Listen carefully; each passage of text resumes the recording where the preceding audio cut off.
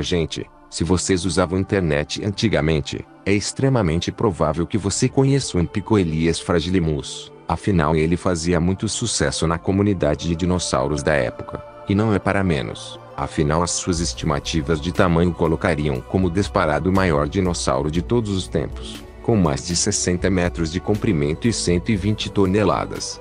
E eu, quando era criança, achava impressionante esse dinossauro, mas eu achava uma coisa estranha, pois dentro da mídia, ele era pouquíssimo mencionado, ou até mesmo nada, e eu achava estranho isso, mas isso tem uma explicação. O Ampicoelias fragilimus é conhecido apenas por pouquíssimos ossos, e para piorar, os ossos ainda se perderam, e foram descobertos em Quadricop em 1878, na qual apenas algumas ilustrações foram dadas. Mais tarde, com as poucas medidas que ele passou, na qual ele deu algumas informações sobre o tamanho do fóssil mais tarde, muitos tentaram fazer uma estimativa de tamanho nele. Nos anos 90, foi dada uma estimativa de mais de 60 metros de comprimento, fazendo anatomia comparada com vértebras de Diplodocus. Em 2005, Kenneth Carpenter fez um grande estudo sobre o animal, na qual publicou uma estimativa de 58 metros para ele.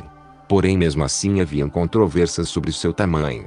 Mas em 2018, um novo estudo foi publicado, na qual a família dos Limosaurus no lugar da família dos Diplodocus, o que reduziu seu comprimento de forma considerável para 32 metros de comprimento. As reconstruções feitas a partir da família do Diplodocus estavam incorretas. E com isso Ampicoelias fragilimus foi rebatizado para Maraponesaurus fragilimus.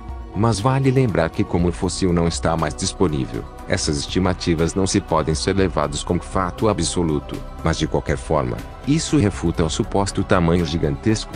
Ou seja, mesmo que o Ampicoelias fragilimus, o Maraponesaurus fragilimus tenha existido, seu tamanho é consideravelmente menor do que dizem. Além que os fósseis dele se perderam, e com isso, não se dá para fazer estudos precisos. Os estudos feitos foram feitos por dados públicos por Quadricop sobre o fóssil em 1878, e segundo algumas fontes, os dados publicados dele sobre os fósseis do Ampicoelias fragilimus são muito menos detalhados que qualquer outro fóssil de Quadricop. E isso, somado com o desaparecimento do fóssil, levanta grandes suspeitas do fóssil sequer ter existido.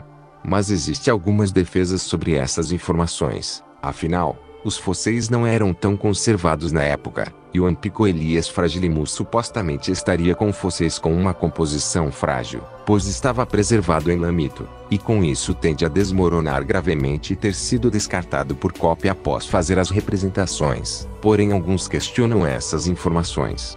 Mas é bastante defendido que os fósseis encontrados são reais, já que Quadricop não poderia inventar isso, pois sua reputação seria destruída.